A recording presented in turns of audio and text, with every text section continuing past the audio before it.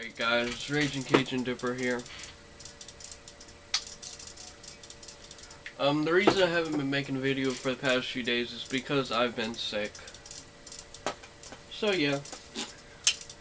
But yesterday we were going to the garage and they found a couple of my knives. Well, two knives, two knives. So, first knife I'm going to show you that they found is this little knife I bought a while back at a gas station for like $19.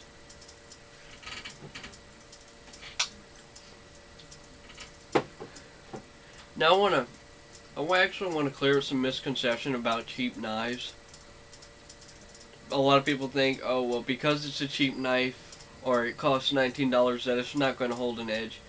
Now I can call you out on that one because I've used this knife a lot and when I just recently found it still had an edge on it.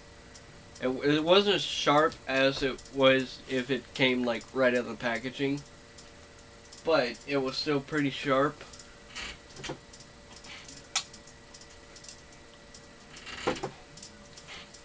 But I went ahead and took it to a whetstone and put the edge back on it. I mean, it's kind of scary sharp. Not shaving sharp, but it's still pretty sharp. Sharp enough for self-defense. And another thing people misconcept about cheap knives is that they use cheap steel. Believe it or not, gas stations can buy knives brand new and sell them at their own prices.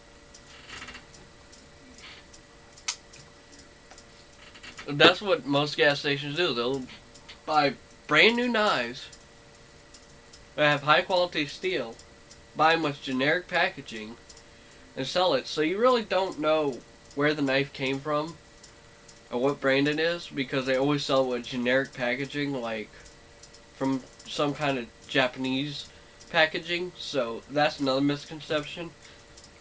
And a lot of people think, oh well, because it's 440 it's actually crappy. Believe it or not, 440 is a good type of steel to use for low cost knives because they're easier to sharpen. Yeah, they may lose their edge a little bit faster.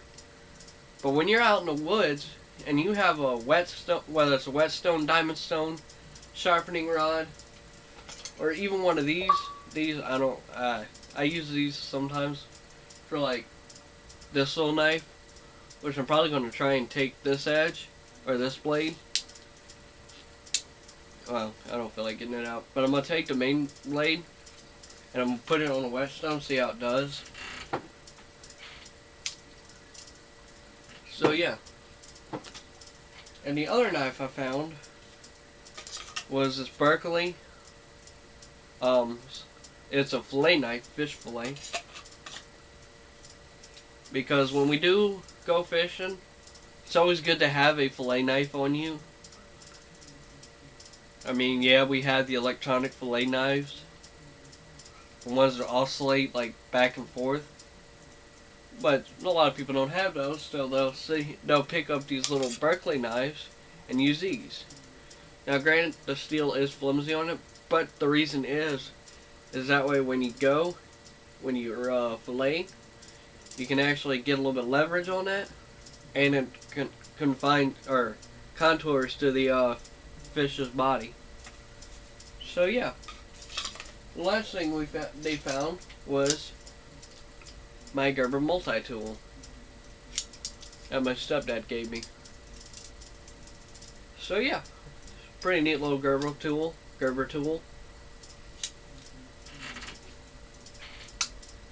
One thing I like about this multi-tool, I mean, yeah, it's got Gerber's signature, half serrated, half straight, but what I like about it is it locks. To close the blade, you just push this down, and all these little pieces lock, like all of them, just all of them lock. So I thought that was pretty cool. So yeah, and What I like about it is, if you look, I don't know if you can see this, but it says Gerber USA, so that's pretty cool.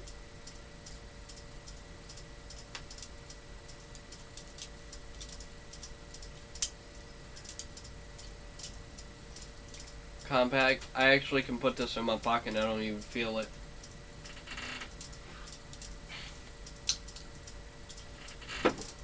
Let's see. Go back to the Gerber. So what does it have on it? Has a wire cutter here. The main pliers here. Believe it or not, it actually has a wire crimper at the bottom. So if you have like small crimpers or crimps, you can actually crimp connect it, which I thought was pretty cool. It's good if you don't want to buy a crimping tool. So yeah, but that's pretty much it. Dippin' Skull Classic Wintergreen. So yeah, but this is Raging Cajun Dipper signing out.